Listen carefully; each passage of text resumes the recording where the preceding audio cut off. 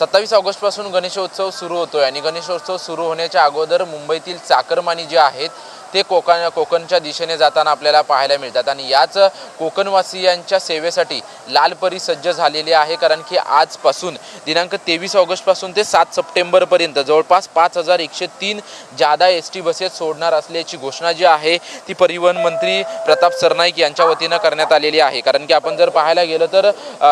ज्या पद्धतीने गणेशोत्सव सुरू होतो, गणेशोत्सव सुरू झाल्यानंतर मोठ्या प्रमाणात मुंबईतील चाकरमानी जे आहेत ते चाकरमानी कोकणाच्या दिशेने आपल्याला जाताना पाहायला मिळतात आणि त्यामुळे रेल्वेचं आरक्षण जे आहे ते मोठ्या प्रमाणात लवकरात लवकर जे आहे ते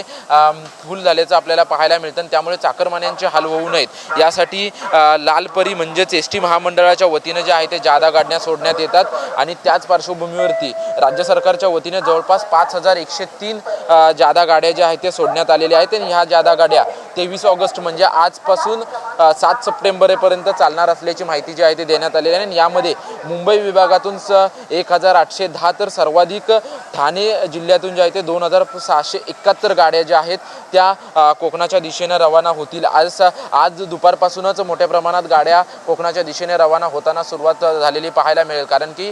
गणेशोत्सव जसा जवळ येत असतो किंवा गणेशोत्सव साजरा होत असतो चाकरमानी जे आहे ते कोकणामध्ये जाताना आपल्याला पाहायला मिळतात आणि त्यांचेच हाल होऊ नयेत यासाठी मुंबईतील आणि आजूबाजूच्या आगारातून जे आहे ते जादा गाड्या सोडण्यात आलेल्या आहेत आणि मुंबईतील परेल डेपो असेल किंवा मुंबई सेंट्रल डेपो असेल या ठिकाणाहून अधिक गाड्या ज्या आहेत त्या परिवहन विभागाच्या वतीनं कोकणासाठी सोडण्यात आलेल्या आहेत। कॅमेरामन खंडू कसबेसह निवृत्ती बाबर, TV9 मराठी, मुंबई।